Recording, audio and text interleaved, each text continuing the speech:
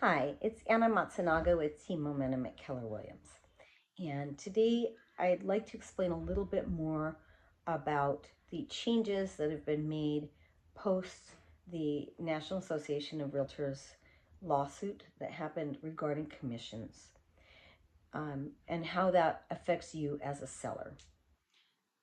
First off, nationwide, while compensation can still be offered and probably generally will be, it is not, in most cases, going to be posted on most MLSs, and that is due to the fact that most of those MLSs are owned by the National Association of Realtors, and they have agreed not to post it. Now, it's just my opinion, but this actually makes the process less transparent instead of more so, and is not a benefit to consumers on either side of the table for the sale, but it's what is happening. Here in Washington, for members of the Northwest MLS, we are posting our commissions offered by the sellers to the buyer's brokerage as part of our listings. And that is because we are not a realtor-owned MLS, and that is the decision the board of the MLS made. The Northwest MLS is made up of agents who are not realtors and realtors both. Personally, I think this is a much more transparent way to do business and healthier and better for both sides. Now, if you are listing with me, we will be on the Northwest MLS, and so you'll have three different options as far as commission. One, not offering any commission, just saying, no, I will not pay any compensation whatsoever. Now, I'll talk to you later, a little later about why that sounds good, but is probably a bad idea. Two, you can offer a commission, and if you decide to offer commission to the buyer's brokerage, then I'm going to help you look at homes that have sold in the area. And not only will we look at prices for creating a price, comparable prices, we're also going to look at commissions. And we're going to see what a competitive commission in that area is. And I'm going to suggest that we offer a competitive commission. So that's option two. Option three is we don't publish any commission at all. We simply say, we are open to paying a commission, and write it in your offer, and we will negotiate. So those are your three options. My suggestion to you as a seller in the Northwest MLS system is that we use option number two. Why? Because now, as a buyer, you will have to sign a buyer's brokerage services agreement before you even see one house.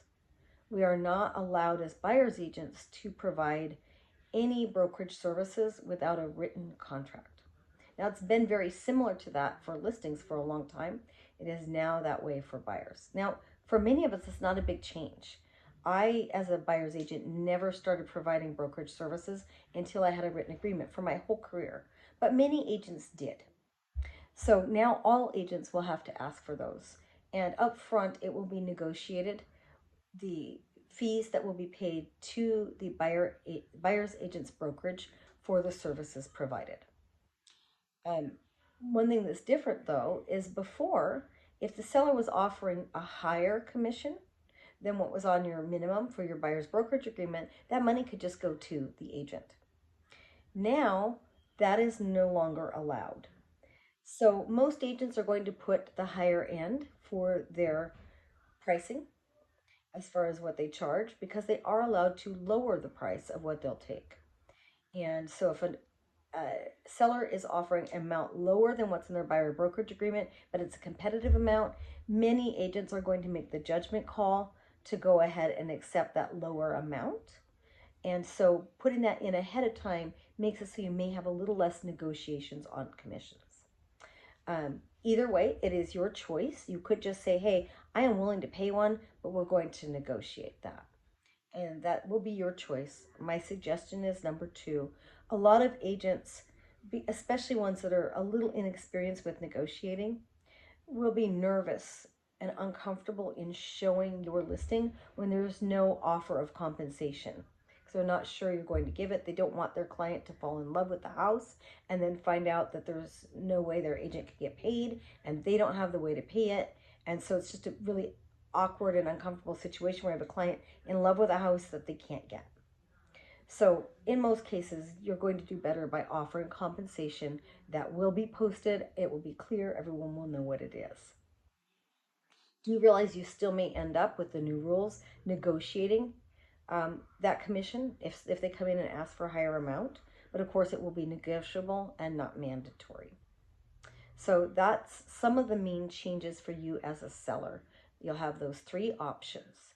Now, is this really a really big change?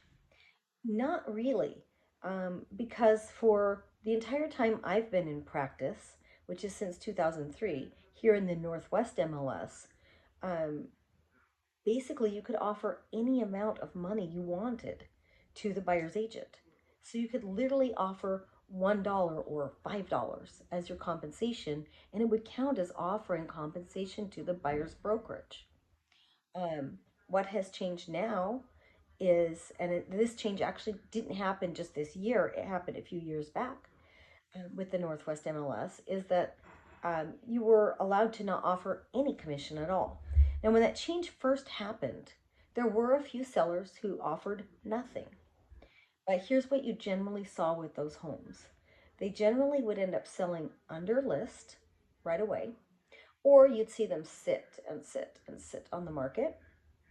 And then you would see them add a compensation offer or expire, relist with another agent that offered compensation, and then you would see the property sell. Why? Well, buyers, when they're buying your property, have to do a number of things. One, they've got to come up with down payment, whatever that might be. Two, they generally, if they aren't negotiating for closing costs, are paying their own closing costs. Three, they're going to pay their moving costs, and that can be significant. And four, many lenders and underwriters will expect them to have a certain amount of money in reserves before they will negotiate and initiate the loan with them. So if they're using money that could have been used towards down payment, towards closing costs, towards moving costs, towards reserves, and they have to pay their buyer's broker with it, in that case, they often will come up short and they will not be able to buy. So that's a significant problem for a lot of buyers. And it means that a lot of them will simply ask their agent to only show them properties that have an offer of compensation in place so that this is no longer a worry or an issue for them. Some will be willing to just have their agent negotiate for them, but many will be nervous about that, as will many agents, because a lot of agents do not have any serious negotiating skills, and that makes them nervous. So, as a seller, my recommendation to you will always be that we offer a competitive compensation to the buyer's broker. We could talk about more about strategy, and I could explain the other two strategies more in depth as we're getting your house listed and make a final decision on that before your house goes live on the market.